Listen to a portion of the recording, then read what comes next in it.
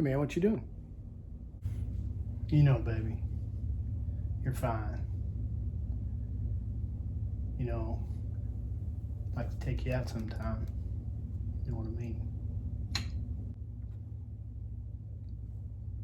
Hey man, back off. I seen you first. You probably need to put on your glasses.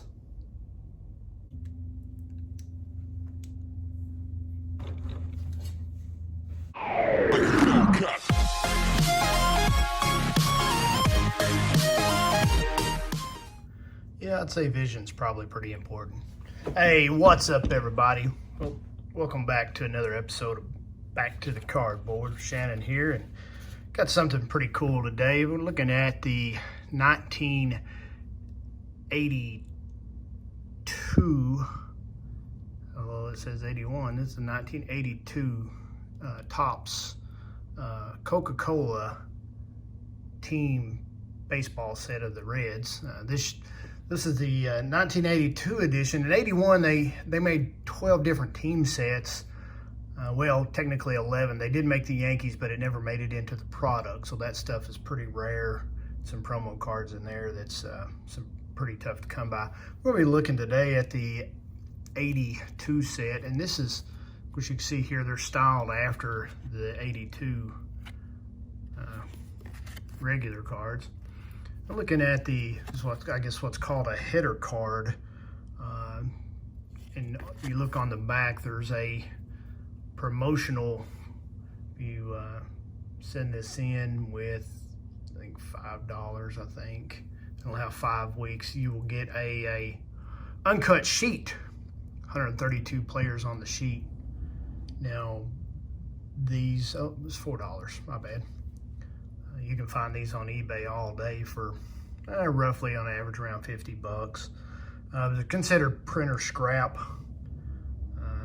Tons of errors on there, color runs and photo imbalances and wrong backs and all this different kinds of problems with those. But I thought that was pretty cool, the header card. This set was issued in 82, right after 81, of course. The 82 set had 23 cards in it, and the 81 set had 12 cards. I assume that counts the header card as well. But in 82, they only made 2 team sets, and that was the Reds, which I have here, and also the Boston Red Sox. So it'll be pretty cool to pick up. Tom Seaver. Mario Soto. Old Mario here, right-hander for the Reds. He pitched with them from 77 to 88, and he currently works in the Reds front office, I believe. He's credited with showing Edison Volquez and Johnny Cueto their changeups, which is both of their go-to pitches for strikeouts.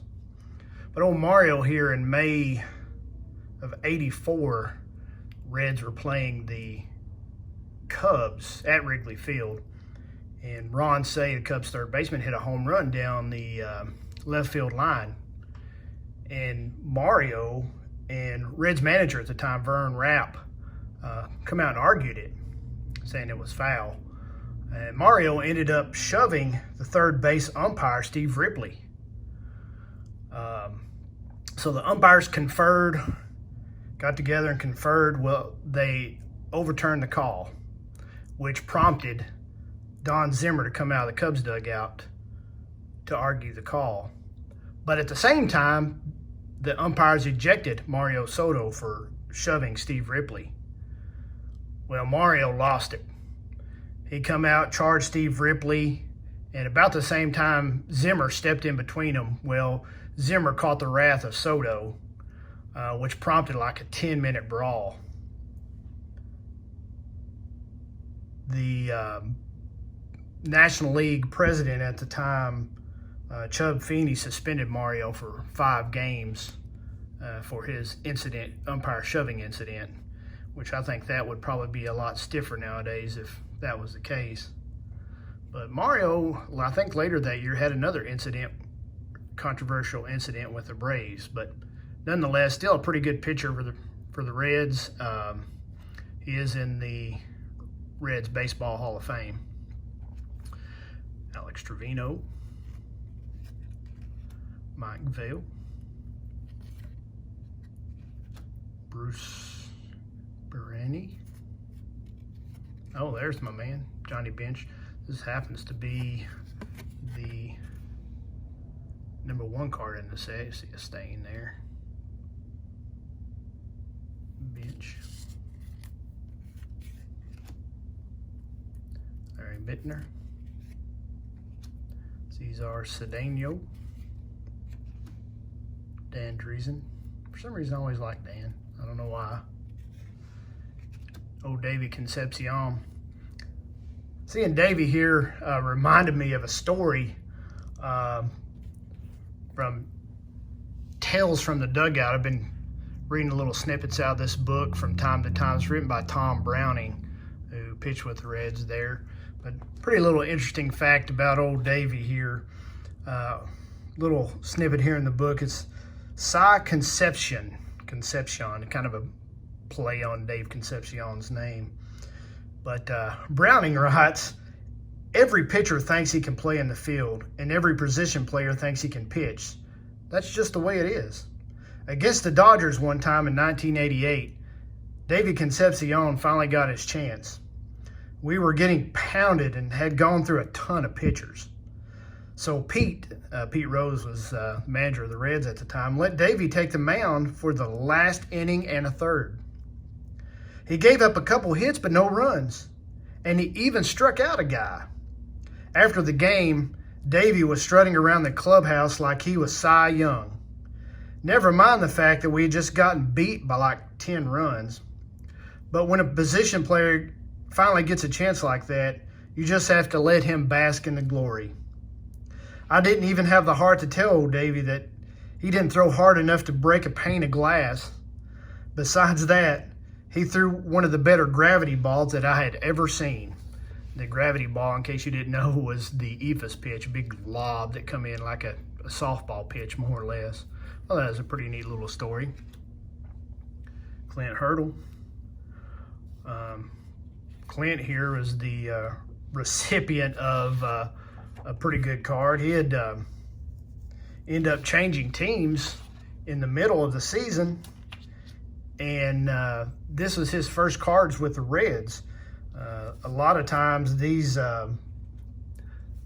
cards, the different sets would have players with different haircuts and players that were with different teams, different photos. And Clint Hurdle here had all of the above, and I'll put that picture up right here.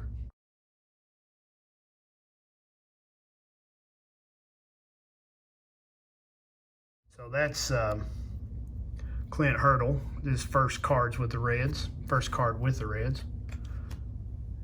Greg Harris. Old Tom Hume, dig those glasses, man. Jim Kern. No kin to Mama Kern's Fill Her Up and Keep On Trucking Cafe. Anybody y'all remember that? Wayne Krenchicki. Paul Householder. Old Paul here. This is Paul's first player card by himself in 81 and 82. He was on the two separate Reds prospect cards with two other gentlemen. I can't even remember who they were, but this is his first card by himself, 81, 82. He was on the 3-panel prospect card. Rafael Landestoy. Charlie Leibrandt. Michael Berry. And old Ron Oyster. All right, folks. That's all I got. Remember, don't get distracted. Until next time, God bless you. God bless America. Help others in the hobby when you get a chance. And don't forget about our troops overseas. Until next time, peace.